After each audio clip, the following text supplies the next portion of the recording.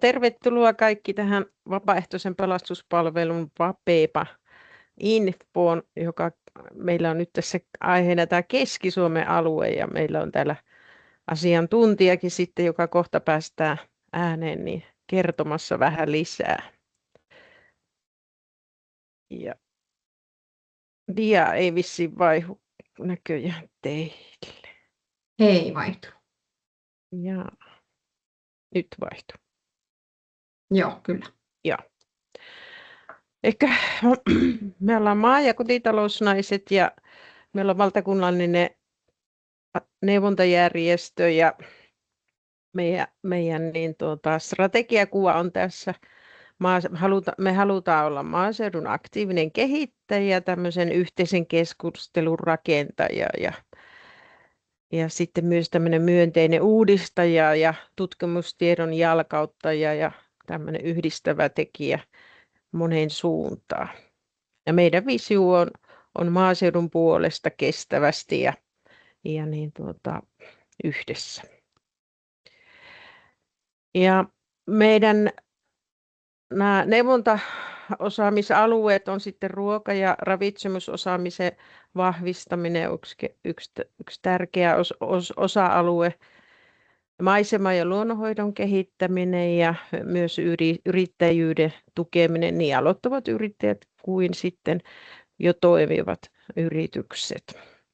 Ja kun me ollaan neuvontajärjestö, niin järjestötoiminta ja tämä yhteisöllisyyden vahvistaminen on sitten myös semmoinen tärkeä asia, mitä me halutaan sitten tukea tässä meidän omassa toiminnassa.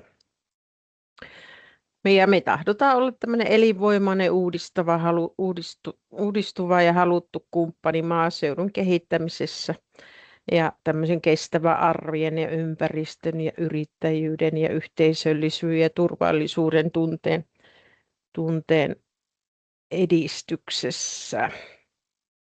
Meitä on tällä hetkellä täällä Keski-Suomen piirikeskuksessa 6 henkilöä. Eeva-Liisa Kivimäkikin on tällä linjoilla. Hän on meidän toiminnanjohtaja ja minä toimin sitten elintarvike- ja yritysasiantuntijana ja sitten Anni Rinto on luonnontuoteasiantuntija ja Mariana Hassani maisema- ja luonnonhoidon asiantuntija ja Riitta Peränen on puutarha-asiantuntija ja Kati Virveli on hankevetäjänä sitten tämmöisessä liha-alan hankkeessa. Ja meidäthän löytää sitten tuolta netistä. Kotisivut on maa- ja kotitalousnaiset.fi ja sieltä sitten Keski-Suomen osio, niin pääsee noihin Keski-Suomi-tapahtumiin. Ja samoin Facebookista ja Instagramista, että jos haluatte niin seurata meidän toimintaa ja lähteä mukaan, niin noita kanavia pitkin. Lähetämme myös sitten erilaisia kirjeitä tapahtumista ynnä muista sitten jäsenyhdistyksille ja muillekin sitten yhteistyötahoille. No sitten tämä VAPEPA, vapaaehtoinen pelastuspalvelu, niin miten maa- ja kotitalousnaiset liittyy, niin maa- ja kotitalousnaiset on mukana tässä organisaatiossa niin valmiusjärjestönä. Tällä hetkellä meidän tiedossamme ei ole yhtään Keski-Suomessa tämmöistä hälytysryhmää, joka olisi niin kuin maa- ja kotitalousnaisvetoinen, mutta toivottavasti semmoinen jatkossa sitten innostutaan tai halutaan tehdä. Mutta meidän tietojen mukaan kuitenkin maa- ja kotitalousnaisten jäsenet ovat toiminnassa mukana kuitenkin erilaisissa rooleissa sitten eri puolilla Keski-Suomea. No se, mitä me niin ollaan tehty tähän varautumiseen liittyen, niin on tietenkin nämä kaikki ruokakoulutukset. Ja siellä sitten on tämä poikkeusolosuhteissa nämä muonitusharjoitukset, mitä ollaan kokeiltu ja tehty erilaisella kalustolla eri yhteistyötahojen kanssa, että esimerkiksi Ylämuuratjärvellä oli semmoinen VAPEPA-ryhmän kanssa tämmöinen yhteisharjoitus, jossa sitten me valmistimme tuommoisella alfakeittimellä siellä ruokaa. Ja tänään meillä on aiheena tämä Vapepa ja siitä kaikkia tietoja yleensä, että mikä tämä Vapepa on ja sitten minkälaisia nämä hälytykset täällä Keski-Suomessa on ja sitten tämä ohtojärjestelmä ja miten näihin hälytyksiin vastataan ja miten laskutetaan, kun on oltu hälytyksellä ja sitten keskustelua ja kysymyksiä aiheesta. Ja meillä on täällä tänään kouluttajana Marko Kilpeläinen, Keski-Suomen maakuntatoimikunnan puheenjohtaja ja valmiuskouluttaja ja Vapepa-johtaja. Niin hänellä on varmaan semmoista niin täsmätietoa kuin olla ja voi tästä asiasta. Ja varmaan Marko sitten kertoo, että saako häntä sitten keskeyttää tai kysyä tuon esityksen aikana vai sitten lopuksi sitten kysymykset, että minulla ei tässä vaiheessa enempää, tässä on paljon asiaa ja varmaan päästään siihen asian ytimeen, mutta jos teillä on kysymyksiä tässä vaiheessa, niin vastaan mielelläni ja siellä on Eeva-Liisakin linjoilla, niin hän varmaan kanssa pääsee sitten vastaamaan. Kyllä, ja Taruhan me voitaisiin esitellä. Me ei ole taittu Tarua vielä esitellä ollenkaan. Joo, no Taruha voisi esitellä itsensä, niin se menisi kaikista parhaiten. Joo, terve vaan, Läskän Taru ja ProAgria Keski-Suomella vedän tällä hetkellä varautuva viljelijähanketta ja tausta on sellainen, että olen itse toiminut vapaa-ajalla sitten Vapepa-hommissa ja tuolla ensiapuryhmässä SPR:n hommissa, niin Vapepa on sinällään itselle hyvinkin tuttu ja on ollut kadonneen etsinnässä muun muassa. Mutta nyt on koordinoinut sitten täällä sitten Keski-Suomen maa- ja kotitalousnaisten puolesta sitten tätä infoa ja liittyy sinällään nykyiseenkin työhön, mitä sitten hankkeessa tein. Kiitos. Marko pääsee varmaan nyt sitten jatkamaan. Ole hyvä. Joo, kiitoksia Mirja ja Taru. Tosiaankin Kilpeläisen Marko täältä Toivakasta. Puhun tällä hetkellä ja tosiaankin tässä Länsi-Suomen piirin maakuntatoimikunnassa, sitten Länsi-Suomen maakuntatoimikunnassa puheenjohtajana ja monennäköistä tähän reiluun 10 vuoteen Vapepassa on ehtinyt tekemään. Mutta lähtisin kysymykseltä, että miten tuttu Vapepa ylipäätään, onko se kellekään tuttu? Ehkä Akin ei tarvitse vastata, Akin mä tiedän, sieltä löytyy tietoa, mutta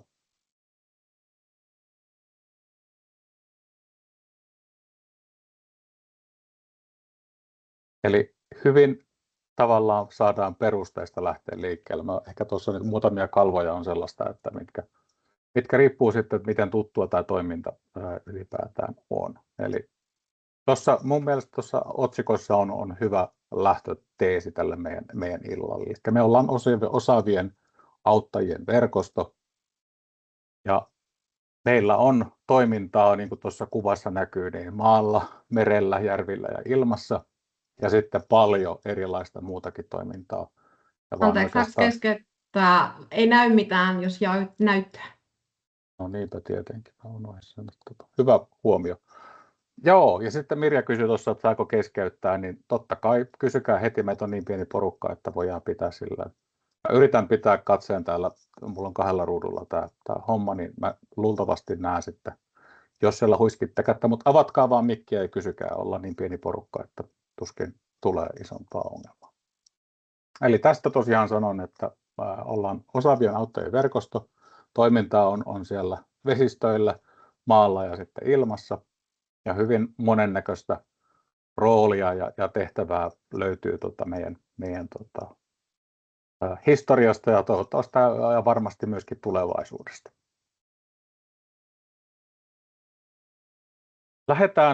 Mennään historiassa taaksepäin. Itse asiassa mennään maatilan pihapiiriin ja 63 vuoteen.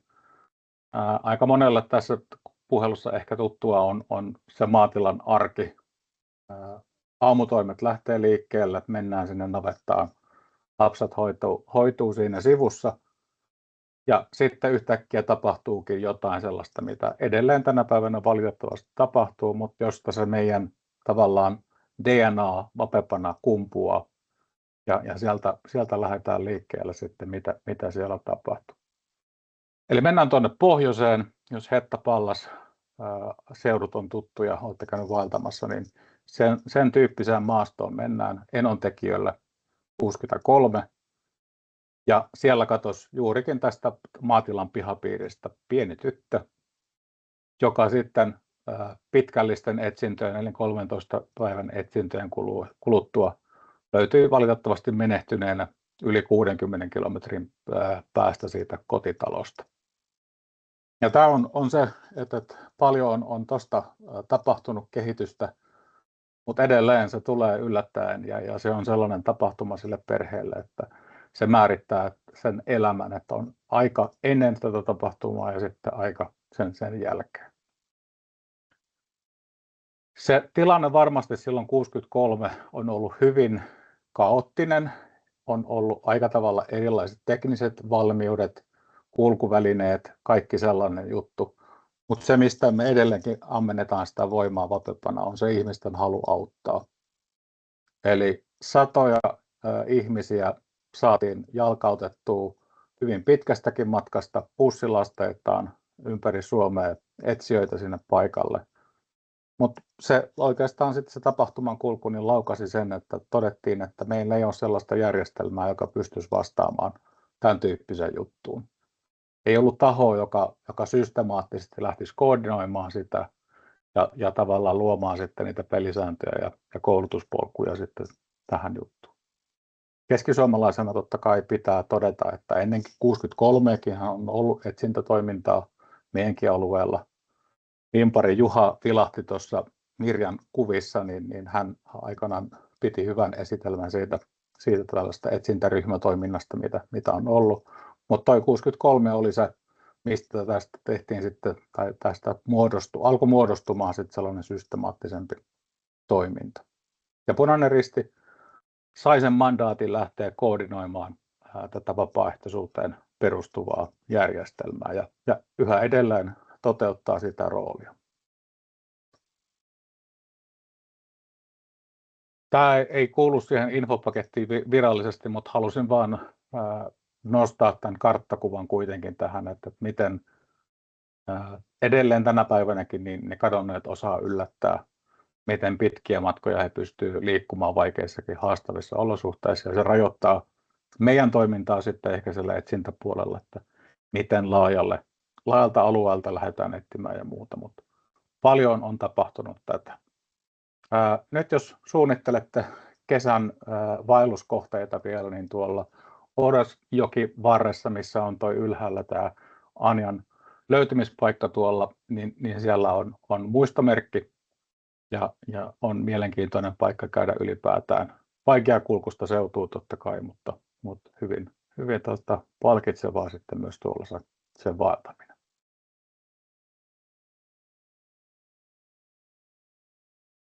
Tuohon kalvoon otin tavallaan näitä meidän ominaispiirteitä tai tunnusmerkkejä, että millaista se toiminta sitten tässä verkostossa on. Ja ehkä mä lähtisin tuolta toiseksi alimmaisesta, eli viranomaislähtöisyys. Viranomainen on aina se, joka laukaisee sen meidän toiminnan.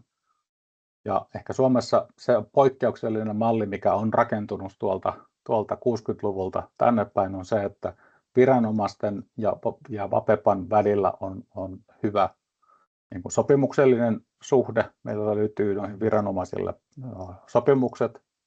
Ja myöskin ehkä Suomessa se erityispiirre, että viranomaisten tehtävät on hyvin tarkkaan määritelty. Oma jäsenjärjestöni Vapepassa on Reserviupseeriliitto ja sen kautta on päässyt vähän maailmalla käymään katsomassa, miten siellä tällaista järjestöverkostoa tai vapaaehtoistoimintaa koordinoidaan ja hyvin pistemäistähän se tuppaa olemaan. Siellä ensin riidellään, että kuka viranomainen ottaa vastuun ja mitkä on sitten sen kyseisen viranomaisen keinot löytää sitten niitä vapaaehtoisia ja saavuttaa heitä. Niin hyvin poikkeuksellisesta järjestelmästä on kuitenkin kyse, mitä meillä Suomessa on muodostunut. Sen lisäksi, että se viranomaislähtöisyys on siellä taustalla, niin se vapaaehtoisuus totta kai. Me jokainen ollaan vapaaehtoisesti siellä metsässä, niin kuin minä nyt tässä kertomassa tästä meidän hienosta verkostosta teille.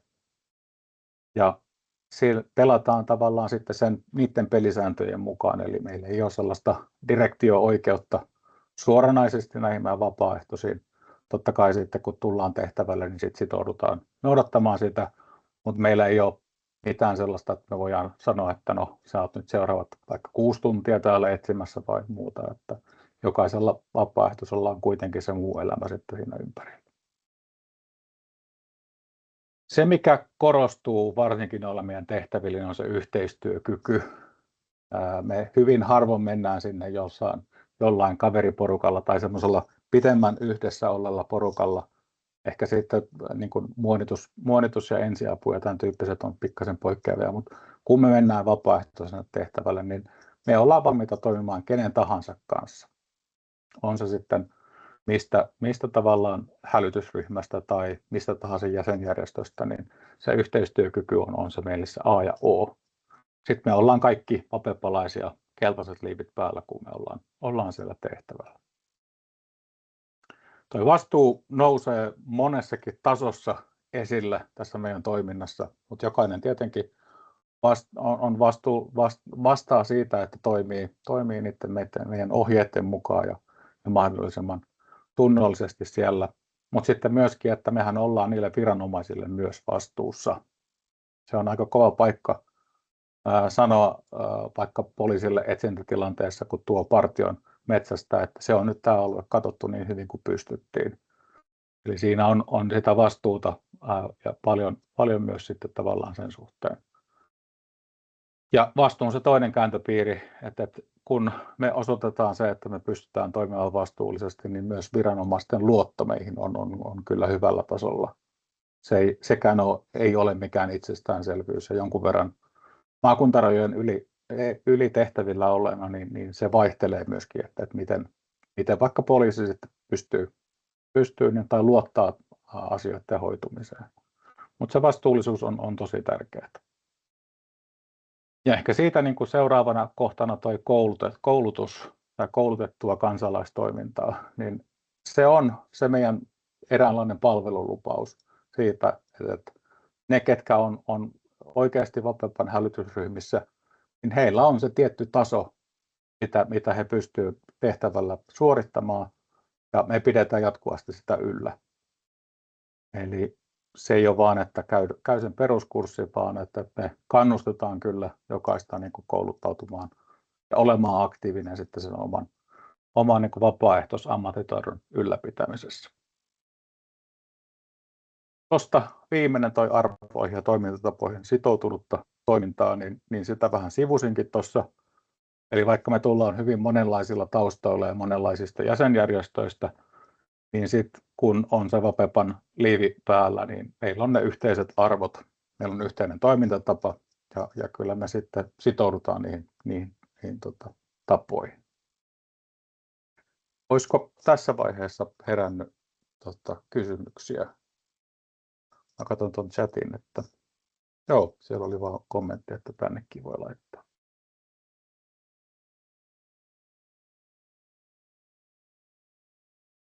Hyvä. Jos ei tähän mennessä kysyttävää, niin otetaan tuo seuraava kalvo. Varmaan saatte paikallistettua teidän oman logonne, mutta me ollaan hyvinkin kattava edustus koko Suomen yhteiskuntaa eri puolelta. On tosiaankin sieltä karavaanareista, sukeltajia ja valmiusta niin kuin reserviläisjärjestöistä, pelastusalan keskusjärjestöihin, Suomen kyliin, koti- ja maatalousnaisten keskukseen ja monenlaiseen muuhun erilaiseen toimintaan. Hyvin kattavasti. Ja se on se meidän vahvuus, että me tullaan hyvin erilaisilla niin kuin taustoilla, hyvin erilaisista ympäristöistä, mutta kuitenkin kaikilla se yhteinen niin kuin sävel siihen tekemiseen. Se mikä tässä on, niin tässähän on huikea potentiaali myös, että kun me löydettäisiin se keino, että miten me voitaisiin tätä verkostoa vaikka sitten koulutusten osalta hyödyntää, että teillä on varmasti paljon mielenkiintoisia koulutuksia. Ja taas sitten heti tuossa, kun näin teidän harjoituksesta sitä keittimen käyttöä ja muuta, niin sitten taas tuonne MPK:n puolelle ja tuolla, niin samantyyppisiä asioita koulutetaan monessa, ja me olisi hyvä tosiaankin löytää sitten se synergiaetu sitten aina, mistä vaan pystytään. Mutta tosiaankin 52 järjestöä taisi olla viime vuonna se kokonaisluku. Osa on tällaisia niin kuin kattojärjestöjä toki, tai niin kuin, ylipäätään kuuluu enemmänkin sitten niin kuin tukevaan järjestöön, mutta sitten suurimmalla osalla on kuitenkin myöskin ihan hälytysryhmätoimintaa, jossa tulee kohta kalvo sitten viime vuoden tilastoista sen suhteen. Löytyykö muuten tässä puhelussa olevalle niin muitakin, jos katsotte tuota kuvia, niin jos maa- ja kotitalousnaiset on se varsinainen järjestö, niin löytyykö myöskin sitten jotain muita, mihinkä kuulutte, ja voi sitten myös niin kuin tavallaan, tai niin kuin tunnistatte, että tämäkin järjestö kuuluu tähän meidän Vapepa-verkostoon. Saa avata ihan mikkiä. No, tuo on Naisten valmiusliitto, että heidän kanssa tehdään yhteistyötä, ja tietenkin Suomen kylien kanssa jonkun verran, että ne on tässä, mitä nyt tuli sitten ensimmäisenä mieleen. Ja Martathan on meidän sisarjärjestö, että jonkun verran heidänkin kanssa yhteistyötä tehdään, mutta ei varsinaisesti tämän Vapepa-järjestelmän suhteen, mutta muulla tasolla sitten.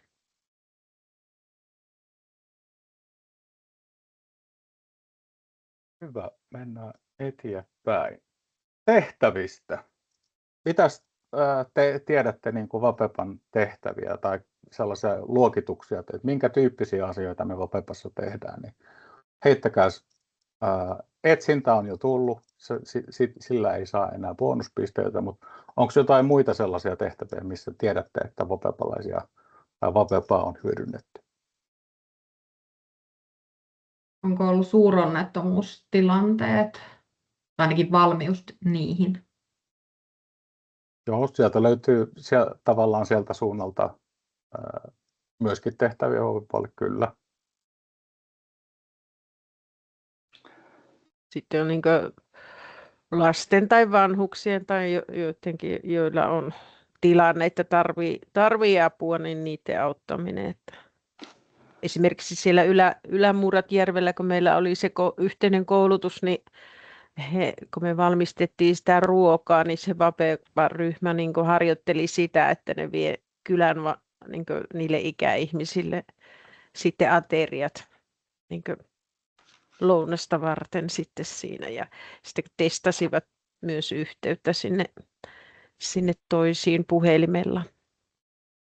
Mä voisin tässä samalla vähän esittäytyä ja kertoa vähän kevennyksenä myöskin yhden Vapepa-tehtävän. Ja tosiaan mun nimi on Valosen Aki ja mä toimin tässä Länsi-Suomen piirin alueella valmiuspäällikkönä, eli työntekijän roolissa tuolla Punaisella Ristillä vastaan tästä vapaaehtoisen pelastuspalvelun toiminnasta. Ja ihan mielenkiinnolla nyt kuuntelemassa tätäkin iltaa. Jos teille tulee kysymyksiä liittyen nimenomaan tähän hälytysryhmätoimintaan, niin voin sitten ehkä auttaa sillä kohtaa. Mutta se Vapepa-tehtävä, mitä nyt halusin avata, niin Vapepa on ollut Keski-Suomessa keräämässä makkaraa pellolta.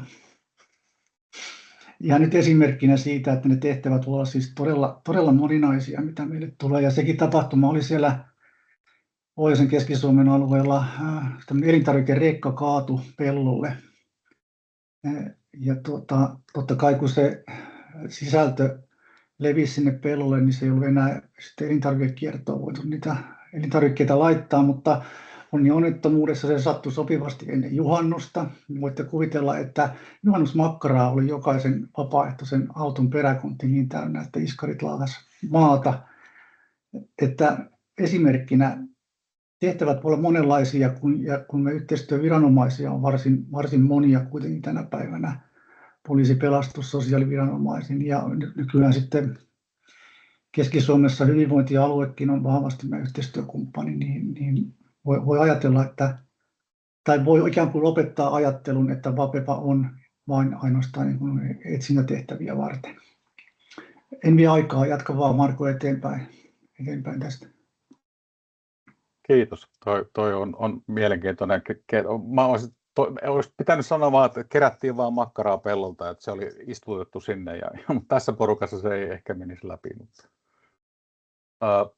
Mä nostan nyt kuitenkin tuohon vastauskalvon tavallaan sitten tuohon kysymykseen, että millaisia tehtäviä on. Ja tuossa nyt on lueteltu niitä perinteisiä juttuja, mitä voidaan tunnistaa.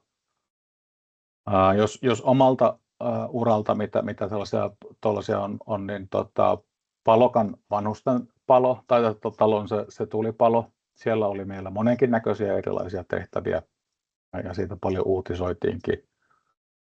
Oli henkistä tukea ja sitten ensihuollon näkökulmaa ja ehkä yksi iso juttu, mitä vaikka sillä tehtävällä tehtiin, niin oli se ihmisten kännyköiden latureiden jakaminen. En tiedä, mistä SPR:n sopukasta se löytyi, se tavallaan ne isot laatikolliset erilaisia kännyköiden laturia.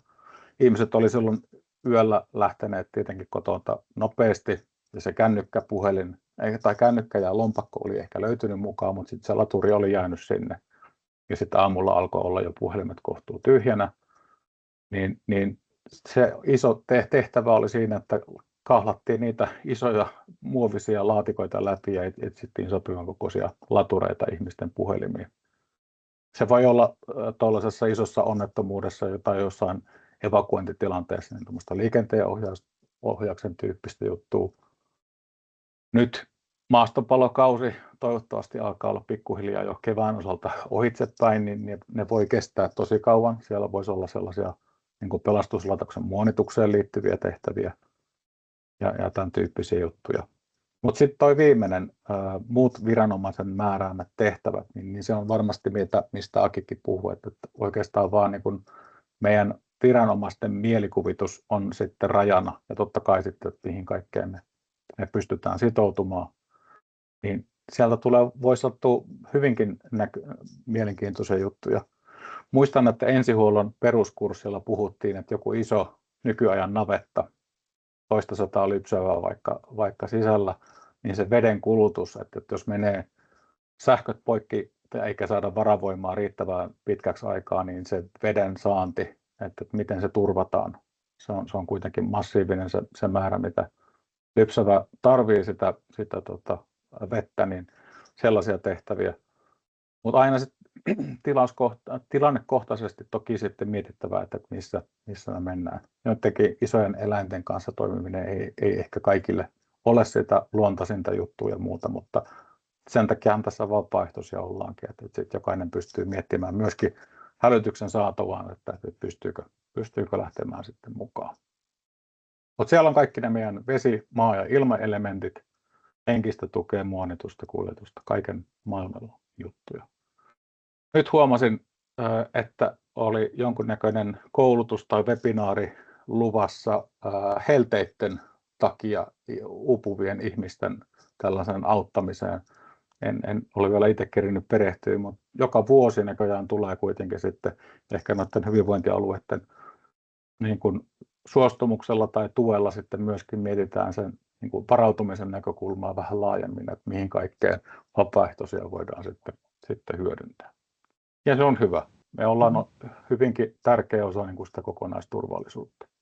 Yksi tehtävä tuli vielä mieleen Keski-Suomessa. Siellä on oltu myöskin silloisen sairaanhoitopiirin aikana varmistamassa näitä vanhuspalveluiden turvapuhelimien käyttöä, kun tämmöisen järjestelmäpäivityksen myötä tämä turvapuhelinjärjestelmä kaatui ja siinä tarvittiin valtavasti yhteenottoja sitten asiakkaisiin, että toimiiko se yhteys vai eikö se toimi. Ja siinä oli vapaaehtoiset apuna ja sitä varten perustettiin ihan oma toimintaryhmä tai hälytysryhmäkin sinne, joka on tänä päivänäkin vielä olemassa.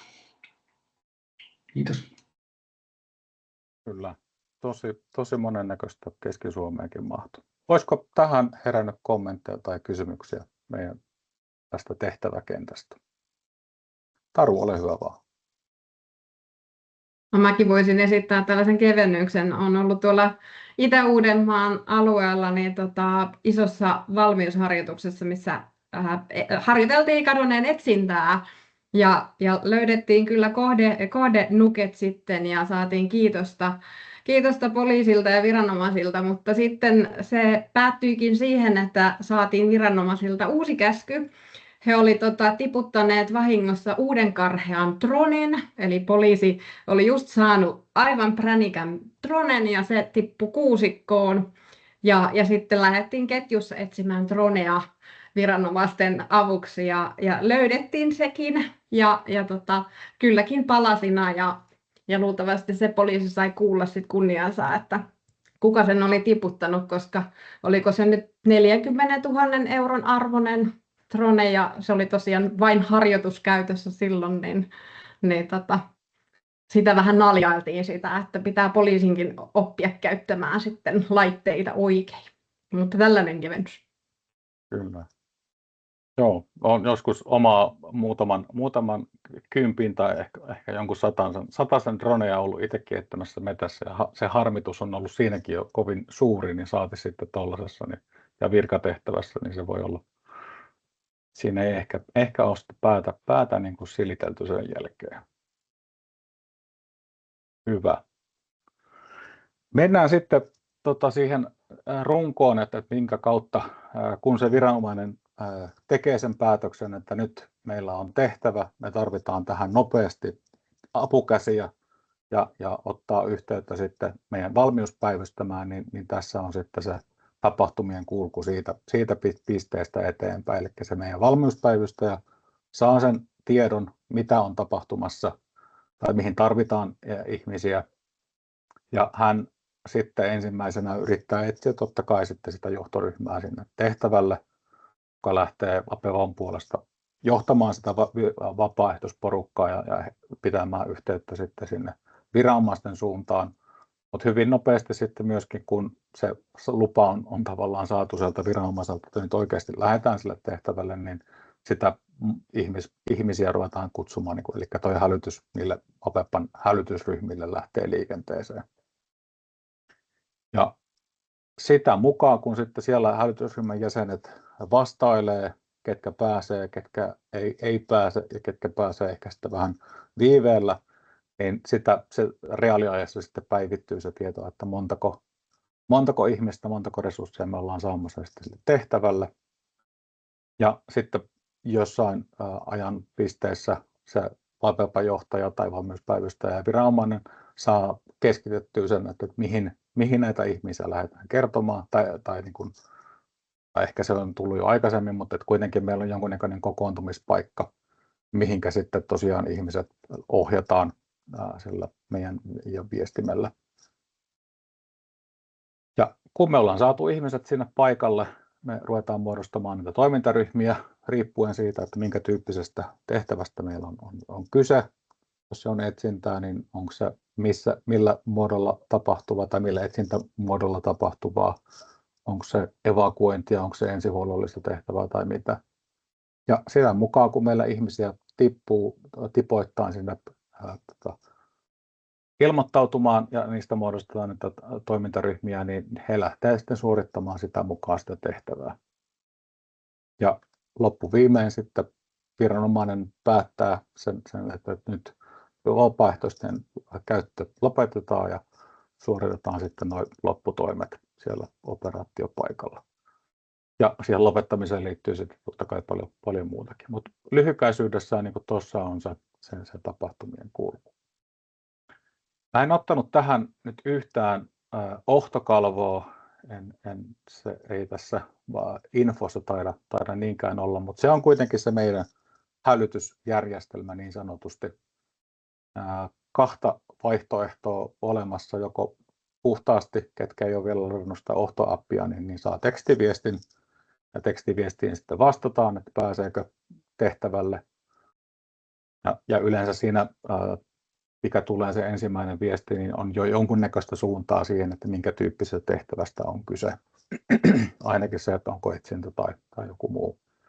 Ja voi olla jotain muitakin tuntomerkkejä, tai siis ei tuntomerkkejä, vaan sitä, että minkä tyyppistä, että lähdetäänkö vaikka etsimään lasta tai onko joku muistisairas tai joku tämän tyyppinen. Ja siitä pystyy jo sitten päättelemään, että onko tämä sellainen tehtävä, mille voi lähteä.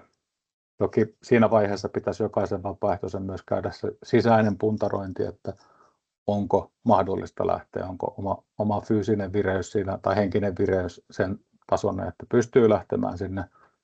Onko vaikka niin kuin tiukka aikataulu, että ei ehdi olemaan sitten kuin vaikka hetken siellä ja näin poispäin. Että jokaisen pitäisi siinä vaiheessa käydä läpi sitten se, että onko niin kuin tämä tehtävä nyt just sitten se, mihin lähtee mukaan. Sellainen kysymys, että tämä ohtojärjestelmä, niin eikö se siinä pidä olla sitten tämä hälytysryhmäkoodi tai joku, vai millä systeemillä se, niin jos sen appin lataa, niin sä et automaattisesti varmaan pääse mihinkään. Joo, eli pitää kuulua johonkin hälytysryhmään. Ja ensin tietenkin pitää olla ohtoon luotu profiili.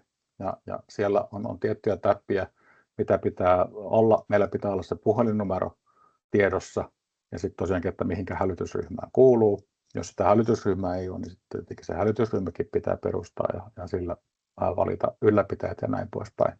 Mutta se kuitenkin hälytetään, jos me mietitään vaikka, että Jyväskylän keskustassa sattuu jotain tai katoaa joku, niin se on tietty niin kuin ympäristön hälytysryhmät, mitkä siihen kuuluu. Tai jos vaikka täällä Toivakassa tapahtuu, niin Toivakassa on oma ryhmä, mutta varmasti se on niin pieni ryhmä, että hyvin nopeasti aletaan sitten hälyttämään näitä meidän jompaa kumpaa isompaa Keski-Suomen tai Jyväskylän alueella toimivaa ryhmää, että riippuen aina sitten sitä tapahtumapaikasta, mutta ne lähemmät hälytysryhmät aina siitä, että missä se tehtävä niin kuin suoritetaan. Se ohto on meille sillä tavalla varsin merkityksellinen tänä päivänä, että esimerkiksi kaikki meidän yhteistyöviranomaiset vaatii meiltä salassapitositoumuksen, ja kun me rekisteröidytään sinne ohtojärjestelmään, niin siinä yhteydessä me tehdään se salassapitositoumus. Mutta niin kuin Marko tuossa sanoi, niin se rekisteröitymisenhän voi tehdä kuka tahansa vapaasti, mutta se ryhmään liittäminen on se, jonka kautta sitten näitä tehtävän viestit lähtee kulkemaan ja liikkumaan. Ja tätä kautta varmistetaan, että siinä hälytysryhmässä on juuri ne oikeat ja tunnetut ja tiedetyt henkilöt. Ja sen takia ne hälytysryhmät on äärimmäisen merkityksellisiä niin kuin kaikessa tässä toiminnassa. Juurikin noin. Sen perinteisen tekstiviestin rinnalle on tullut jo varmaan kohta korvaamassa, tai no en tiedä korvaamassa, mutta kuitenkin vahvasti tulossa enemmissä määrin niin kuin mukaan siihen, niin on sitten se ohtoappi, ihan normaalisti tuolta sovelluskaupoista ladattava kännykkään tai tablettiin oleva sovellus, mihinkä tulee sitten ihan samat hälytykset, sieltä pystyy katsomaan ne omat hälytysryhmänsä, mihin kuuluu ja näin poispäin, eli se on tulossa siihen, mutta ei tietenkään voi olla näin kriittinen järjestelmä vaan yhden niin kuin appin varassa, vaan sitten se tekstiviestihälytys on siellä olemassa jatkossakin. Mutta tosiaankin se on se, mitä kautta tieto kulkee sinne yksittäisellä vapaaehtoiselle, mutta myös sieltä vapaaehtoiselta sinne valmiuspäivystäjälle ja kuka sitä operaatiota pyörittää, että mikä on sitten yksittäisien vapaaehtoisten lukumäärä ja onko meillä tulossa sitten ehkä porrastetummin niitä ihmisiä, että pääsee sitten vaikka, että meillä on 4 tuntia se ensimmäisenä paikalle tulleet ja sitten tulee niin kuin vahvistuksia tai vaihtoihmisiä siellä. Korostuu varsinkin tällaisissa on useamman päivän etsintätehtäviä tai tällaisia ensihuollon tehtäviä, mitkä saattaa kestää tosi kauan, että meidän pitää varautua sitten siihen, jotta ihmiset totta kai väsyy ja ihmisten arki rullaa kuitenkin siellä, niin meidän pitää jossain sitten päästä vaihtamaan niitä ihmisiä sillä tehtävällä.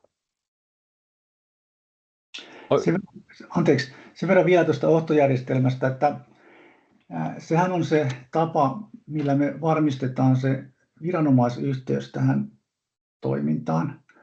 Ja meillä on varsin paljon semmoista kyvykkyyttä, voisin kuvitella, että tälläkin järjestöllä, jota me voitaisiin hyödyntää häiriötilanteissa hyvinkin laajasti, mutta ongelmahan on se, että me ei tiedetä, kenelle me soitetaan, mikä henkilön kautta me saadaan se toiminta käyntiin. Jos nämä henkilöt olisivat siellä yhteisessä hälytysjärjestelmässä meidän valmiuspäivystäjien helposti löydettävissä, niin me tiedettäisiin heti, kenelle laittaa sitä viestiä, ja myöskin sitä ohtosta vielä sen verran, että moni pelkää, kun me puhutaan hälytysjärjestelmästä. Se voi ehkä mieltää mieluumminkin vaikka yhteystietoluetteloksi tässä mielessä, että vaikka se nimi löytyy sieltä järjestelmästä ja sen järjestelmän kautta voidaan lähettää niitä hälytysviestejä, niin yhtä lailla se valmiuspäivystäjä voi tarttua puhelimeen ja soittaa suoraan teille, koska se yhteystieto löytyy sieltä järjestelmästä helposti.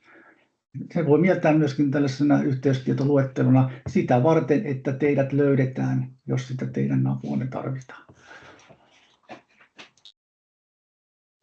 Hyvä täsmennys.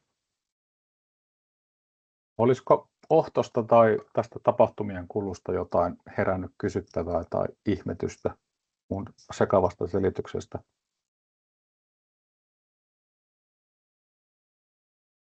Ja se on varmaan just näin, että ohto sinänsä tarvitsee sitten ihan erillisen lisäkoulutuksen tai läpikäynnin sitten, ja sehän tulee muutenkin meidän peruskoulutusten kautta, se ohton peruskäyttö, että siinä ei kannata nyt varmaankaan sen syvemmälle ehkä mennä tässä tilaisuudessa.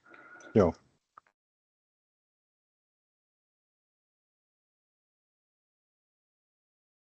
Hyvä. Mennään tuohon koulutuspuoleen sitten. Raapastaan sitä pikkasen. Eli tosiaankin se vaikka oman polkuni kautta, että miten itse on tullut tähän toimintaan mukaan. Ihan ensikosketus Vapepaan on ollut harjoituksen kautta. Eli ilman mitään koulutuksia osallistuttiin tuolla Jyväskylän ladun järjestämään maastoharjoitukseen.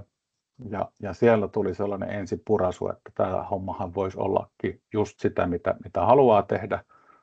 Ja sitten sieltä siirryin sitten tuonne, oliko niin, että jopa 2 kerkesi olla näitä harjoituksia, niin kun tuli ensimmäinen etsinnän peruskurssi, johon menin sitten itsekin mukaan.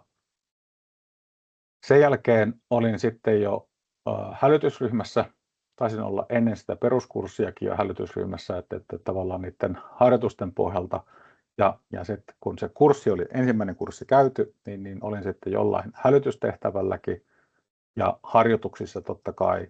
Muistan, että siihen aikaan sattui tosi paljon, siellä oli laitosetsintä, tällainen erillinen harjoitus ja pimeää etsintää ja tehtiin kaiken näköisiä harjoituksia. Ja sitten isompia viranomaisvetosia, tai mistä viranomaisetkin harjoitteli sitä omaa tehtäväänsä. Ja ajastaan sitten, kun olin käynyt sekä Vapepan etsinnän peruskurssin että sitten ensihuollon peruskurssin, niin kävinkin sitten tuon ryhmänjohtaja, tai se oli maastojohtajakoulutus sen jälkeen. Ja sitten toimin siinä roolissa jonkun aikaa, ja varmaan sitten taisi tullakin tuo niin kuin valmiuskouluttajapuoli, eli etsinnän kouluttaminen. Se on jotenkin itsellä aina sellainen sydäntä lähellä oleva tehtävä viedä sitä, mitä itse olen oppinut niin kuin eteenpäin, niin sitten siirryin sinne. Ja sitten viimeisenä taisin tehdä tuon Vapepan johtajajutun, tai oliko sitten viimeisin kuitenkin tämä johtopaikkatoimijakouluttaja. Eli toimin niin kuin etsintäpuolella ja sitten johtopaikkatoimijakouluttajana. Mutta näitä polkuja on varmasti monenlaisia tapoja suorittaa niitä, mutta ehkä tässä, niin kuin mitä tässä kalvossa yritetään sanoa, että olisi hyvä olla itse aktiivinen ja käydä vaikka niissä harjoituksissa alkuun vähän miettimässä ja tutustumassa, mutta sitten meidän peruskurssit. Tosi hyviä, tiiviitä paketteja harjoituksen kanssa, niin kestää sen viikonlopun, yleensä noin peruskurssit, ja se antaa hyvän pohjan tähän harrastukseen. Se antaa tietoa ei pelkästään siitä etsinnästä, vaan ylipäätään niin kuin vapaaehtoisen oikeuksista ja velvollisuuksista ja mitä tämä harrastus on, ja sitten myöskin sitä, että kun sattuu sellainen vähän ikävämpi tehtävä vaikka, niin että mitä oikeuksia sitten on vaikka tähän jälkihuoltoon tai tämän tyyppiseen juttuun.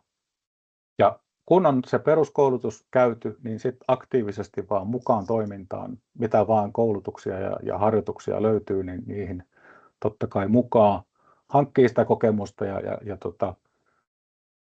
näkemystä siitä, että mitä kaikkea haluaa tehdä Vovepassa.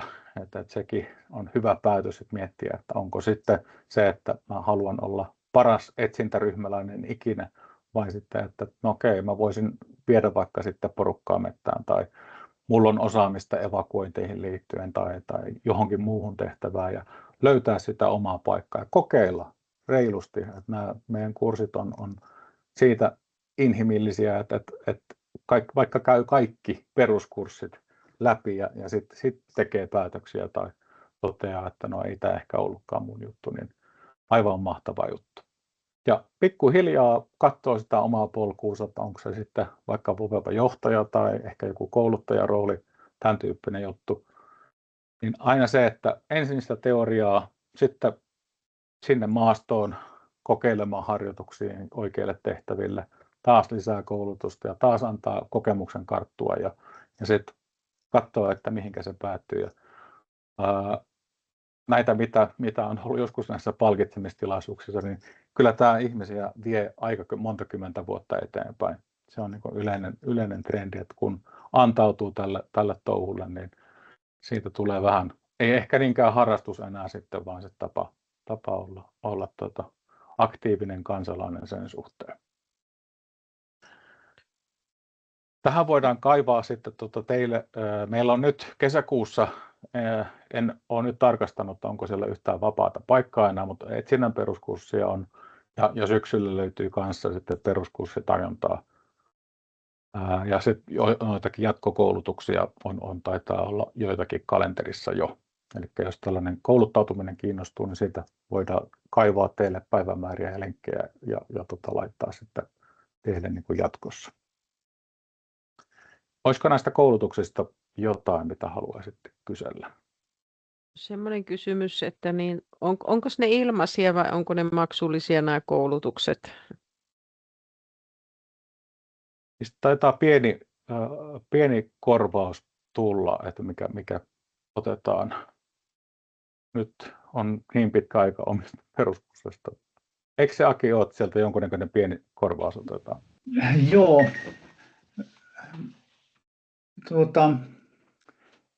Materiaalikorvaus käytännössä, ja siis jos puhutaan esimerkiksi etsinnän peruskurssiin, niin siihen kurssimateriaalin lisäksi kuuluu henkilökortti sekä tämmöinen keltainen Vovepa-painotuksilla oleva liivi. Niin riippuen sitten järjestetäänkö kurssilaisille muonitusta kurssin aikana vai onko omakustanteinen huolto tai ruokailu, niin hinta on ollut 20 tai 25 € per henkilö per kurssi. Joskus on tehty yhteistyötä kansalaisopistojen kanssa, jolloin esimerkiksi kouluttajakorvaukset menee sitten opistojen kautta, niin silloin se hinta on alempi ja käsittää pelkästään nämä materiaalikulut. Ja tokihan tämmöisiä kursseja voidaan järjestää suunnaten ihan yksittäisille järjestöille tai toimijoille. Me voidaan sitä hinnasta sillä kohtaa neuvotellakin, mutta kyllä se niin kuin meidän tahtotila ja lähtökohta on se, että nämä olisi mahdollisimman yleisiä ja mahdollisimman julkisia ja kaikille avoimia, koska se on tämän verkoston semmoinen perustoimintaperiaate kuitenkin. Mutta kaikki on mahdollista, jos tämmöinen niin kuin ihan järjestön omalle jäsenistölle suunnattu kurssi kiinnostaa, niin ilman muuta voidaan ottaa keskusteluun. Sitten täällä chatissa on kysymys oli tästä, että onko Ruotsissa vastaavaa, ja tännehän sitten tuo Aki jo kirjoitteli tuonne chattiin sitten vastauksia, että ei ole ihan vastaavaa, että sillä on tämmöinen oma Missing People-toimijoita. Ja sitten toinen kysymys sitten, että mitä kaikkia tämä peruskurssi niin kuin sisältää ja kauanko se kestää, että onko se päivän kurssi vai 4 tunnin kurssi vai kuinka pitkä? Joo, hyvä kysymys. Noin 8 tuntia on kestoltaan. puolet ja puolet. Puolet luokkahuoneessa, puolet suurin piirtein sitten maastossa jo siitä ensimmäisestä päivästä. Ja hyvin mielellään aina sitten järjestetään myöskin, että siihen kuuluu sitten tällainen niin kuin puolen päivän mutta kuitenkin semmoinen vähän reilumpi erillinen harjoituskin, mihinkä sitten vaikka jos meillä on yhtä aikaa etsinnän peruskurssia ja ryhmänjohtajakoulutus, niin sitten tavallaan niiden kurssien pääsee toteuttamaan sitä roolia, mitä on sitten käynyt kurssilla opiskelemassa. Ja se 4 tunnin teoriasetti pitää sisällään juurikin sitä perustaa, että mitä se on olla vapaaehtoinen, sitä varustuspuolta, että minkä tyyppisellä repulla lähdetään liikkeelle, mitä siellä olisi hyvä pitää, ja sitten tosiaankin sitä, että minkä tyyppistä se on sitten, kun meillä on tämä sopimuksellinen suhde näihin meidän viranomaisiin, niin vähän raapastaan sitä puolta siinä. Ja sitten ohto, että mitä sitten se on, ja tosiaankin sitten aamupäivä yleensä ollaan siellä luokkatiloissa ja käydään läpi niitä perusjuttuja. Sitten etsintämetodit on etsintäkurssilla tietenkin yksi, mitä koulutetaan sekä siellä luokkatilassa että sitten siellä iltapäivän maasto-osuudessa. Eli aamupäivä, kun ollaan opiskeltu, ja iltapäivällä lähdetään sitten konkreettisesti harjoittelemaan niitä erilaisia etsintätapoja. Ja sitten etsinnässä ja viestinnässä ja ensihuollossa on hyvin samantyyppinen rakenne, mutta asiasisällöt totta kai sitten vähän vaihtelee. Sen verran voisin tähän mainita, että kun ajattelee maa- ja kotitalousnaisia, niin voisin ajatella, että esimerkiksi tuommoinen ensihuoltokoulutus voisi olla vähän lähempänä sitä teidän ydinosaamista ja teidän toimialaa. Ja tämä ensihuollon sisällöstä Marko voi avata enemmänkin, mitä se käytännössä on. Mutta siinä mielessä tämä etsintäkurssikin on hyvä, koska siellä tulee selkeämmin esille ne perusrakenteet, miten me organisoidutaan siellä viranomaisjohtoisella tehtävällä, miten me rakennetaan meidän toimintaryhmät, miten me ilmoittaudutaan ja miten me kootaan se meidän oma toimintaympäristö siihen tehtävän ympärille. Ja se mallihan on sama, on meidän hälyttäjäorganisaatio, sitten pelastuslaitos tai jossain isoissa evakuointitilanteissa tai isoissa väestönsiirtotilanteissa vaikka sosiaaliviranomainen tai joku muu hyvinvointialue. Että siinä mielessä, vaikka nyt se perusetsintätoiminta ei kiinnostaisi tai on muita niin kuin mahdollisia esteitä, ettei halua esimerkiksi maastotoimintaan osallistua, niin siltikin se etsinnän peruskurssi antaa semmoista perustietoa, mitä ei ihan kaikkea ei ensihuoltokurssilta saa. Mahdollisimman sekavasti nyt kerrottu tämäkin. Se on hyvä, että meidän linja pitää, että ollaan yhtä sekavia kuin kummatkin. Semmoinen vielä tässä mentävä kysymys, että onko se niin kuin käytävä tämä Vapepan peruskurssi ennen kuin näitä muita kursseja, vai onko se niin kuin ihan sama, että mihin näistä lähtee ensimmäisenä? Kyllä nämä rakentuu toistensa päälle, eli sieltä peruskurssilta opitun päälle rakentuu sitten se seuraava kurssi. Että... Joo, no niin, hyvä.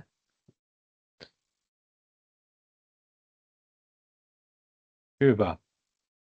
Me voidaan palata tosiaankin sitten, ja ne löytyy netistä jo tällä hetkellä, mitkä on niin pitkällä suunnittelussa, että siihen ollaan lyöty ja päivämäärät lukkoon, niin löytyy tosiaankin meidän tuolta kalenterista, mitä koulutuksia on nyt sitten Keski-Suomen alueelle tulossa. Ja yksi hyvä vinkki on, että jos Keski-Suomesta nyt sattuu puuttumaan joku, niin jos löytyy muualla Suomessa kursseja, niin se on yksi mielenkiintoinen myöskin niin kuin sellainen ekskursio lähtee jonnekin toiselle paikkakunnalle käymään noita koulutuksia. Totta kai mä liputan meidän huippukouluttajien kursseja täällä Keski-Suomessa, että niihin kannattaa totta kai pitäytyä, mutta jos sattuu käymään niin, että ei juuri sitten satukaan ja just olisi sellainen vapaa viikonloppu, minkä voisi käyttää tähän ja että jossain muualla on, niin aina näitä voi käydä sitten Keski-Suomessakin näitä koulutuksia, jos muualla pääsee vertaamaan sitten, että miten paljon Keski-Suomessa ollaan parempia kuin muualla. Hyvä.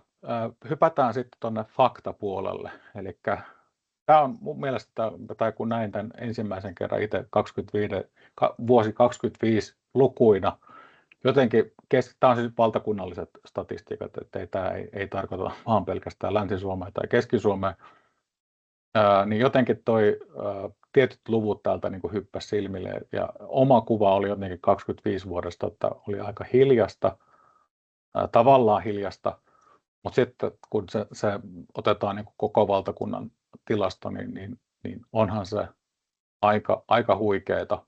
Eli tosiaankin se SPR:n koordinaatio oli voimissaan 52 järjestöä tässä verkostossa ja niistä 44 on se oma hälytysryhmä tai hälytysryhmiä. Ja vaikka tässä aikaisempaan verrattuna niin tehtiin tosi iso siivoustyö, siellä oli totta kai kun pitkä historia järjestöillä tai tällä verkostolla takana, niin siellä oli sitten vähän ehkä sellaisia toimimattomia hälytysryhmiä tai ei-aktiivisia ihmisiä tai niin kuin Aki tuossa sanoi, niin ei ollut tällaista tietoa, että onko he hyväksynyt tämän salassapitopykälät ja muut, niin silti meillä oli kuitenkin 1300 aktiivista hälytysryhmää ja niihin ryhmiin kuului se 10 500 henkilöä. Ja tämä on puhtaasti niin kuin Vapepan statistiikkaa. Samoin mikä on aika hämmentävää on se, että miten paljon meidän aktiivit haluaa kouluttautua. Eli tosiaankin 350 koulutusta ja niissä tavoitettiin se melkein 7900 koulutettua. Niin jos miettii, että meillä on se 10 500, niin 8000 niistä oli jonkun tyyppisessä koulutuksessa. Niin kertoo myöskin siitä, että ihmiset on sitoutunut ja haluaa pitää sitä omaa osaamistaan yllä. Keskisarakkeesta, jos katsoo tuolta ylhäältä, niin toi 32 000 tuntia vapaaehtoistyötä, niin se on ihan hirveä määrä viranomaista tyyppistä työtä, mikä niin kuin tai ei sälytetään, vaan pystytään kantamaan se.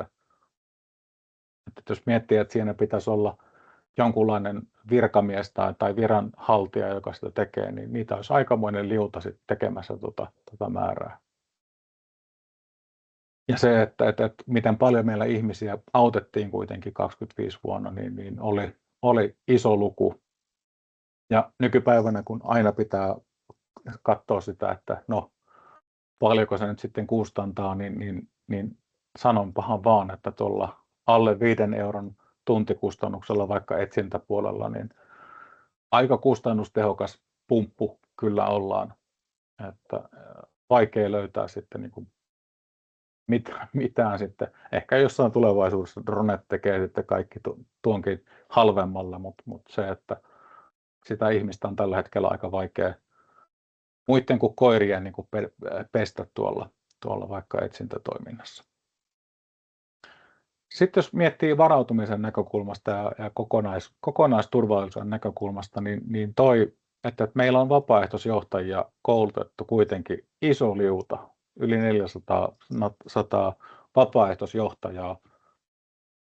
Ja onhan se iso voimavara meidän yhteiskunnalle, jos tavallaan sitten sattuu jotain pahempaa tai tilanteet kiristyy entisestään, niin siellä on kuitenkin sitten turvaa, ei ehkä ihan tota lukua, mutta kuitenkin, että meillä on paljon sellaisia vapaaehtoisjohtajia, jotka pääsee tämän harrastuksen kautta niin kuin toteuttamaan sitä, että he johtaa ja junailee tilanteita, vaikka sitten he lähtisikin jonnekin muualle kriisin sattuessa, niin he on kuitenkin päässeet harjoittelemaan ja johtamaan, ja se on oikeasti tosi hyvää niin kuin kaikin puolin. Se palvelee sitä yksilöä ja se palvelee meidän koko yhteiskuntaa. Ja sitten toi vihoviimeinen tai oikeanpuolimaisen sarake, niin me tai Vapepa siellä vesielementissä ja Vapepa sitten tuolla ilmaelementissä, eli Meripelastusseura ja sitten Suomen lentopelastusseura, tosi paljon aktiivista porukkaa kanssa ja paljon tehtäviä myöskin heillä. Ja tosiaan se ulottuvuus, mikä meillä sitten on, niin katetaan kaikki meidän elementit hyvin tällä meidän pumpulla. Olisiko tähän kommentteja tai kysymyksiä? Sen verran Keski-Suomen osalta tilastoista vuodelta 2025, niin meillä on hälytystehtäviä Keski-Suomen alueella. Mulla tulee se kalvo tässä. Okei, no niin, hyvä. Anteeksi, en mene asiaa edelleen. Hei, semmoinen kysymys tuli mieleen, että onko tämä niin tämä koulutettujen osuus niin ja koulutuksessa osuus niin nyt kasvanut tässä tämän maailmantilanteesta johtuva epävarmuuden vuoksi, että onko havaittavissa semmoista, että kiinnostus tähän asiaan olisi vähän niin kuin sitä kautta kasvanut. Mielenkiinnolla kuulla, mitä Aki vastaa tähän. Ja joo, kiitos. Kyllä meidän kurssit täyttyy tänä päivänä ihan kiitettävästi. Ja esimerkkinä nyt Keski-Suomessa nämä etsintäkurssit, niin meillä on hurjasti väkeä jonossa tällä hetkelläkin, jotka ei ole niille nyt niin kuin vahvistetuille kursseille mahtuneet ja mietitään mitä sitten tehdäänkin, mutta ilman muuta tämä kiinnostaa ja tämähän on tämän päivän trendi, se näkyy monen muunkin järjestön toiminnassa, se näkyy maanpuolustusjärjestöjen toiminnassa, se näkyy varmasti Martolla ja myöskin maa- ja kotitalousnaisilla yhtä lailla, niin tämä on tämän ajan henki, mutta tämä on valitettavaa, että vaikka tätä samaa asiaa, esimerkiksi omatoimista varautumista, monet järjestöt on yrittänyt viedä eteenpäin vuosikaudet, niin vasta nyt sitten, kun maailmassa menee oikeasti huonosti, niin nämä asiat alkaa kiinnostamaan ihmisiä. Hyvä kun edes nyt. Niin nyt tavallaan tämä kenttä on kyllä auki ja ihmiset ikään kuin vastaanottavaisia tämmöiselle toiminnalle ja tämmöiselle koulutukselle. Ihan sama olisin sanonut. Ehkä itse kun toimii tuolla MPK:n puolella kanssa kouluttajana paljon, niin ei se ehkä ihan niin voimakkaasti näyttäydy meillä. Mutta jotenkin tuntuu, että meillä on aina ollut kurssit tosi hyvin, varsinkin Keski-Suomen alueella, että ne on aina ollut melkein loppuun, mitä nyt itse on tässä toiminut. Mutta joo, selkeästi ihmisiä kiinnostaa ja ehkä sitten, että se varautuminen, kun alkaa pikkuhiljaa sitten meidänkin puheeseen tulla, että mitä kaikkea Vapepan varautuminen ja tullaan enemmän sitten tähän yhteistoimintaan ylipäätään, niin se varmasti kiinnostaa kyllä ihmisiä. Ja onhan toi tilanne nyt koko ajan ruokkii tavallaan sitten sitä mielenkiintoa, että taas viikko alkoi sillä, että oli merialueella meriväyliä suljettu ja kaikkea, että tämä on erikoinen tämä maailmantilanne tällä hetkellä. Katson tätä kellon juoksua. Jos tästä ei, niin siirrytään sitten vähän lähemmäs tähän niin kuin meidän aluetta. Nostin vaan tämän uuden meidän maakuntatoimikunnan kartan. Eli tosiaankin toimitaan näin kohtuu isolla niin kuin maantieteellisellä alueella. Eli nyt jos miettii, just tajusin tätä kuvaa, kun lisäsin tämän tähän kalvodekkiin, että ei nyt viikonloppuna, mutta sitä seuraavana viikonloppuna ollaan tuolla Kaustisella. Eli kun mä tältä Toivakasta lähden täältä niin kuin vasemmalta melkein alakulmasta, niin aika tavalla saa tämän meidän kauniin maakuntatoimikunnan alueen ajaa melkein niin kuin sekä päästä päähän että niin kuin leveyssuunnassa myöskin. Että tosi mukava lähteä tuonne Pohjanmaallekin käymään ja katsomaan sitä toimintaa ja tekemistä siellä. Mutta iso alue ollaan. Ja sitten se ehkä, mikä tässä niin kun on, niin meilläkin on paljon niitä harvaan asuttuja alueita, missä ei ehkä sitten niitä Vapepa-aktiiveja ole niinkään.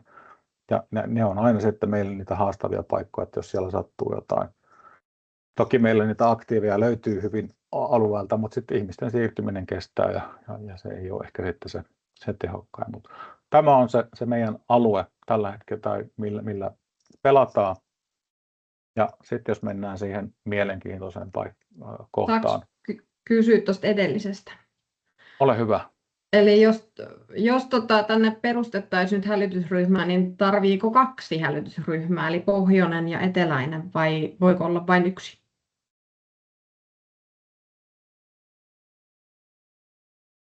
No, että missä teidän, tai ehkä siinä on 2 ehkä lähestymistapaa, että missä teidän jäsenet on ja sitten se, että minkä tyyppistä tehtävää se toteuttaa. Sellaisia perusperiaatteita näistä hälytysryhmistä ajatellaan, niin nehän pitäisi olla mahdollisimman paikallisia. Eli siis kun idea ylipäänsä tässä hälyttämisessä on, että me yritetään saada ne lähimmät toimijat ensivaiheessa sinne tehtävälle, niin sen takia me pyritään kaikissa meidän hälytysryhmissä korostamaan sitä, että mieluummin vaikka paikkakuntakohtaisia toimijaryhmiä, vaikka siellä olisi 2 tai 3 henkilöä siinä ryhmässä, niin se olisi silti paikkakuntakohtainen, jos se on niin kuin järjestön toiminnan kannalta järkevää. Että jos ajatellaan esimerkiksi maa- ja kotitalousnaisilla olisi yksi ryhmä Keski-Suomessa, niin ne etäisyydet siinä hälytystilanteessa tulee niin suuriksi, että mä uskon, että teilläkin niitä paikallisia toimijoita voi löytyä niin kuin lähempää sitä tehtäväpaikkaa.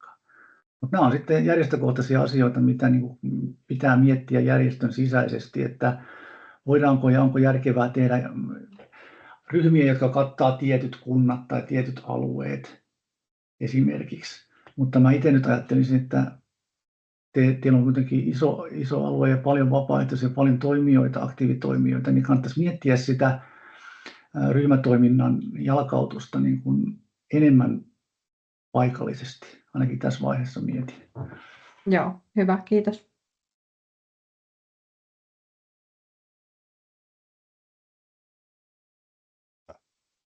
Mennään sitten vuoteen 2025 meidän näkökulmasta. Aki tuossa vähän sanoikin jo tuosta meidän tehtävämäärästä tai hälytystoiminnasta. Ylipäätään vertailuna löytyy tosiaan suluista 24 vuosi. Ja hyvin tasaväkisesti jakaantui tehtävät meidän sen aikaisten maakuntatoimikuntien, eli Keski-Suomen ja Pohjanmaan väliin, ja sellainen 50, vähän vajaa 50 tehtävää koko tajalla meidän nykyisellä maakuntatoimikunnan alueella. Ja ensihuolto, kotimaa-apu ja etsintä on sitten tuossa niin kuin ne jaottelut, miten niitä on ollut. Olisiko tämä herättäisikö mitään ajatuksia tai tämä on hyvinkin pistemäistä, jos miettii vaikka aikaa, kun Ukrainasta rupesi ensimmäiset niin kuin sotapaineet tulemaan, niin kun tehtävien määrä oli sitten ihan jotain muuta kuin parikymmentä. Ja tähän voi tulla tällaisia tilastollisia poikkeamavuosia, että tulee joku yllättävä tilanne, mihinkä ei löydy vaikka viranomaispakista sitten mitään muuta kuin OVEPA-toimijat, ja sitten se nostaa sitä tehtävämääriä paljon. Ja sitten palautuu taas sitten, kun viranomaiset saa palettinsa selvitettyä, niin sitten siihen normaalimmaksi. Mut hyvin tämän kaltaisia meidän vuodet sitten, sellaiset perusvuodet on kuitenkin ollut nyt tässä jonkun aikaa.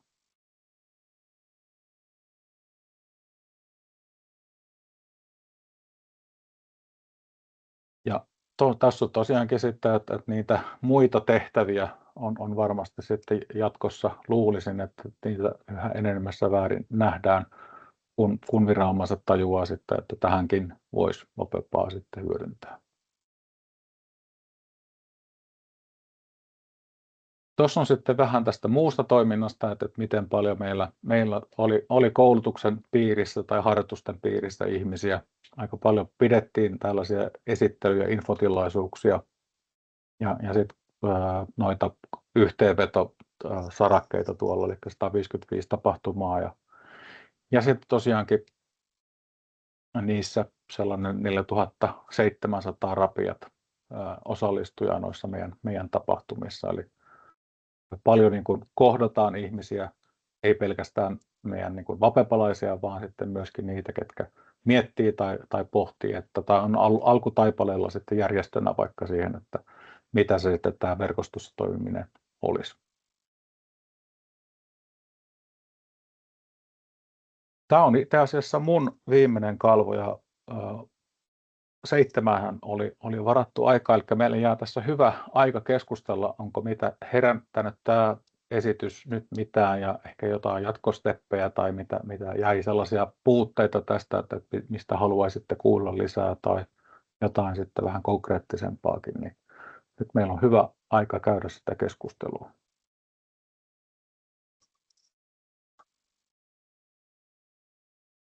No, mä haluaisin kysyä sellaista, että jos tänne nyt sitten perustettaisiin Keski-Suomen alueelle niin maa- ja kotitalousnaisten näitä hälytysryhmiä, niin miten se käytännössä sitten lähtee se perustaminen? Eli totta kai sitten peruskursseille mennään ja näin, mutta onko se vaan sitten aktiivisesta ihmisestä kiinni, että hän sitten ottaa teihin yhteyttä, jotta joku lähtee sitten perustamaan Ohtoon sitä hälytysryhmää ja joku lähtee sitä koordinoimaan, vai onko siinä koordinoinnissa sitten jotain erityisvaateita?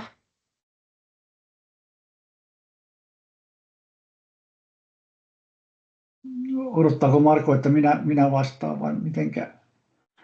Yritän selvittää Sen verran lyhyesti, että kaikkihan lähtee siitä, että löytyy ne kiinnostuneet henkilöt, jotka haluaa sen oman osaamisensa ja kenties oman välineensä ynnä muut tuoda tähän verkoston yhteiseen kyvykkyyteen. Siitähän se lähtee paikallisesti. Se käytännössä mä en ajattele, että se ei tarvitse muutamaa henkilöä enempää niin kuin paikallisesti, että vaan päätös siitä. Ja joku näistä henkilöistä on sitten se niin sanottu ryhmän ylläpitäjä, jolla on tietysti omat ohjeet, mitä se tarkoittaa sitten sen ohtojärjestelmän kannalta. Ja sitä se tarkoittaa vaan käytännössä tietoa siitä, vaikka nyt sitten Markolle tai minulle käytännössä. Kyllä se lähtee sitä kauttakin liikenteeseen, se ryhmän perustaminen sitten käytännössä.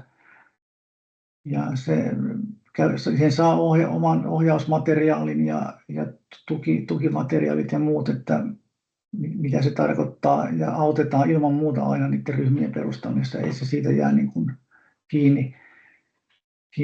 Mutta niin kuin sanottu, niin mä sanoisin, että se Vapepan peruskurssi on semmoinen, mikä kannattaa nyt joka tapauksessa sitten kaikkien käydä sinne pohjalle, ja tänä päivänä niitä on nyt ihan mukavasti järjestetty etänäkin.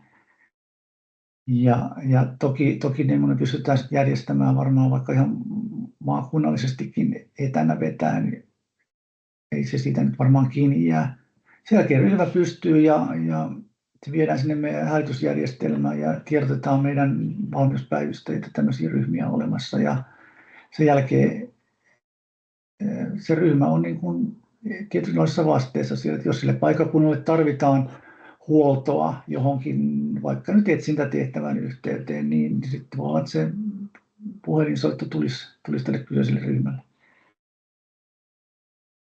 Ei se sen kummempaa käytännössä. Tokihan se edellyttää jokaisen henkilön niin kuin henkilökohtaista rekisteröitymistä sinne järjestelmään. Ja sitten kun se ryhmälle on määritelty se ylläpitäjä, niin hän sitten sen järjestelmän kautta poimii ne rekisteröityneet henkilöt sinne omaan ryhmään ja liittää siihen jäseniksi ja niin poispäin. Että se on semmoinen tietokanta, missä on helppo ja aika simppeli sitten hallinnoida sitä omaa ryhmänsä jäsenistöä ja resursseja. Joo, sitten jatkokysymys, eli jos nyt ajatellaan vaikka, että tänne vaikka Saarijärvelle sitten muodostettaisiin hälytysryhmä, niin voiko se ryhmä niin kuin määrittää itse, että mihin tehtäviin he sitoutuvat?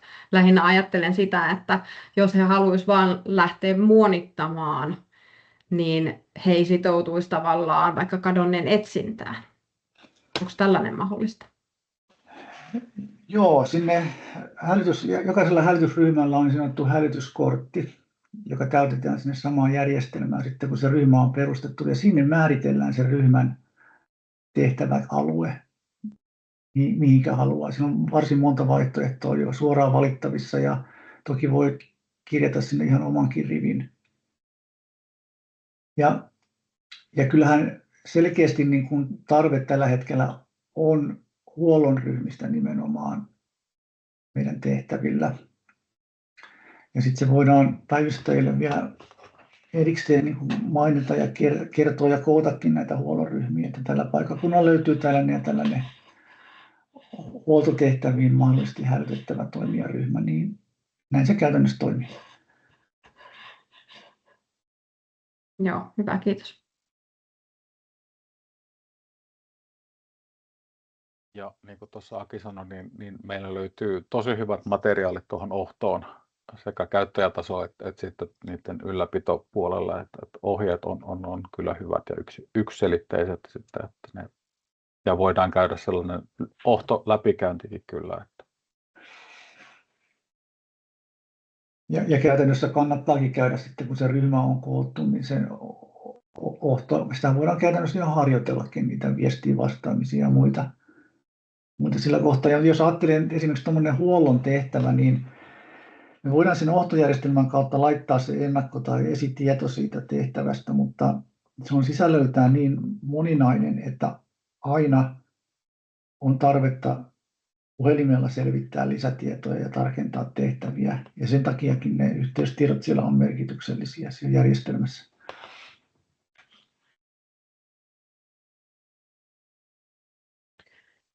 Eli lyhyesti sanottuna, niin jos olet kiinnostunut tästä Vapepa-toiminnasta, niin pääset kokeilemaan, kun lähdet tämmöiseen harjoitus vaikka etsintään tai johonkin muuhun tehtävään, mikä on tämmöinen harjoitus.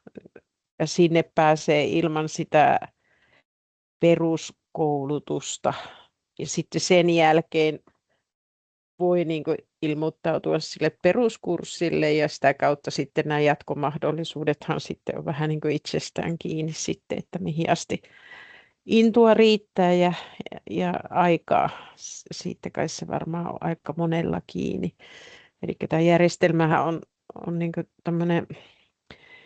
tämmöinen tietyllä tavalla helppo ja hyvä, ja sitten nuo kurssimaksutkin kuulosti tosi niin kuin pieneltä, että niin siihen nähden, ja sitten jos täällä maa- ja kotitalousnaisten johtokunnassa sitten tai muuten jäsenistö haluaa sitten omaa koulutusta, niin sekin on mahdollista niin kuin teidän kautta sitten niin kuin saada sitten, niin, tai jos siinä on tietyt tietenkin reunaehdot, mitä teillä on sitten niiden koulutuksien osalta. Eli tässä tuli niin kuin tosi niin kuin hyvin nämä kaikki tiedot, että minäkin kuvittelin tietäväni jotakin, mutta tuli paljon uutta tietoa, että kiitos esittäjille. Kiitos. Ehkä sen haluan tuohon, että vaikka se Vapevan peruskurssi, mitä nyt tuolla Teamsissa sitä löytyy paljon, mutta että tosiaankin sehän on käsittääkseni ilmainen, niin kuin onkin, koska siinä ei kuluja ole, niin sellainen voidaan järjestää hyvinkin niin kuin vaikka sitten räätälöitynä, tai ei räätälöitynä, vaan tarpeen mukaan sitten tässä meidän oman maakuntatoimikunnan alueella vapaasti kaikille saatavilla. Mutta ehkä tuohon vielä, että näkisin, että vaikka tuohon muonitustehtävään tai tuon tyyppiseen tehtävään, niin kun saatte sen ryhmän aktivoitua ja tavallaan sellaisen perus, että ihmiset on siellä mukana, niin mä näkisin, että se on ehdoton edellytys, että kaikilla on vaikka se kurssi käytynä. Että tavallaan se, että saadaan vaan niitä ihmisiä aktivoitua ja mukaan toimintaan, niin ei tarvitse käydä sen pitemmän putken kautta. Me ehditään sitä koulutusta ja sitä tietoa myöskin tasaamaan. Mutta toki sitten, että noihin tietyn tyyppisiin tehtäviin, riippuu, että millä roolilla tulee sitten siihen tehtävään mukaan. Että.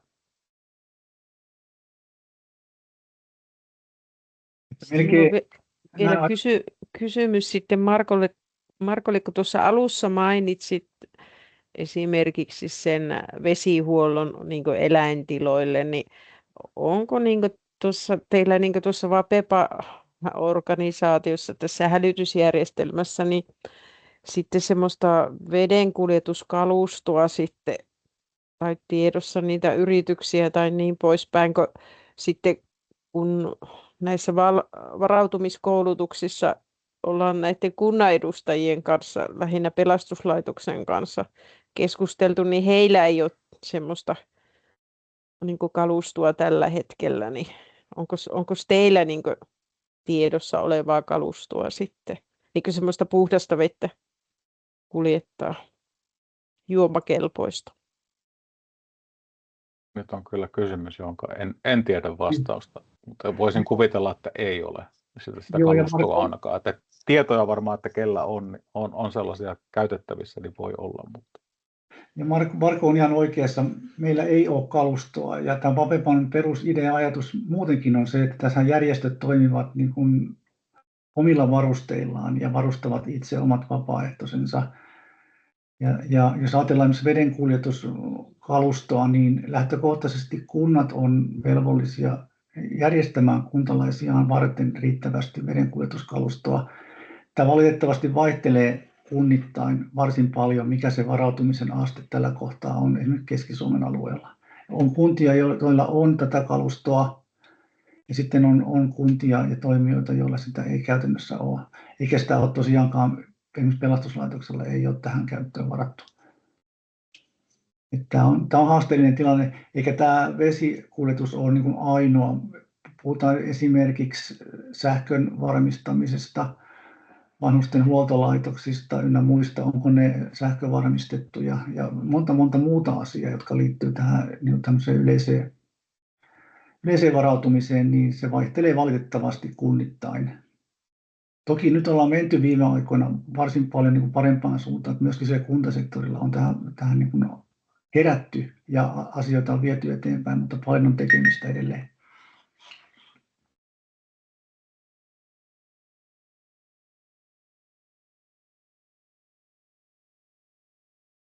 Olisiko siellä linjoilla olevilla kysymyksiä? Siellä on aika hiljasta ollut, että olenko minä liikaa ollut äänessä. No ei suinkaan. Minä olen Tuula Merisalo täältä Jämsästä ja mulla olisi sillä lailla kokemuksia tästä Vapepan toiminnasta, että toimin tässä maa- ja kotitalousnaisten järjestössä jo varmaan 30 vuotta. Ja jo ennen minun tuloani siihen mukaan, niin se järjestö oli mukana niin muonittamassa näitä tapahtumia. Ja tämä jatkui vielä ihan 10 vuotta sitten me siitä nyt sitten erottiin, kun meidän järjestön toimijat rupesi jo niin ikääntyä, ettei enää ollut niin kuin tehokasta työväkeä. Mutta niin aikaisemmin oltiin mukana etsinnöissä ja tämmöisissä ja siellä muonitettiin sitten tätä etsijäporukkaa. Ja minun mielestäni käsitykseni mukaan siinä oli aikaisemmin silloin, heillä oli jonkinlaista koulutusta ollut, ainakin sitten tämän muonituksen osalta jotain yhteistä, ennen kuin ne ihan tositoimiin joutuivat. Mutta niin minun aikanani ei ollut sitten mitään semmoista varsinaista kurssia meillä eikä muuta, mutta jokainen teki taitojensa mukaan, että tehtiin voileipää ja kahvia aina täytyi olla. Ja sitten jo varauduttiin ihan keittoihin ja puuroihin, jos oli tämmöisiä, vallankin oli tämmöinen yön yli kestävä etsintä, niin siihen sitten oltiin vuorollamme siellä jokainen tekemässä jotakin, että etsijät pärjäsivät maastossa. Kiitos Tuulalle. Onko jollain muillakin tämmöisiä kokemuksia? Ehkä semmoinen kysymys tuohon vielä, kun Tuulakin tuossa mainitsi, että tehtiin voileipiä ja tehtiin kaikkea, jos sinne niin kuin lähdetään muonittamaan, niin miten se kulupuoli? Että kuka ne sitten loppuviimeksi maksaa? Mistä sitä tavaraa haetaan? Me haettiin kaupasta ja meillä oli sitten SPR:n tilille saatiin sitten nämä kustannukset ja sieltä kautta tuli rahoitus sitten näille ostoksille. Siis loppuviimein hälytystehtävillä viranomainen kustantaa esimerkiksi muonituksen kulut. Edellyttää tietysti se, että meidän vapaaehtoisjohtajat on kysyneet luvan sen muonituksen järjestämisen, muonitustarvikkeiden hankintaa. Ja näin ollen sitä muonitustarvikkeita haetaan sieltä, mistä sitä saadaan siinä tilanteessa. Ja tarvittaessa vaikka sitten Punaisen Ristin luottokorttien tai muiden kanssa sitten maksetaan. Ja toki on esimerkiksi APC-ketjulle ihan niin kuin ostosopimuksiakin olemassa, sieltä saa niin kuin hakea laskua vastaan niin kuin elintarvikkeita. Et ilman muuta ne kulut ja kustannukset menee sitten hälyttäjälle. Mukaan lukien myöskin vapaaehtoisten matkakorvaukset, että jos te olette hälytysryhmänä meidän järjestelmässä ja joudutte omaa autoanne käyttämään, niin kilometrikorvaukset kuuluu vapaaehtoisille.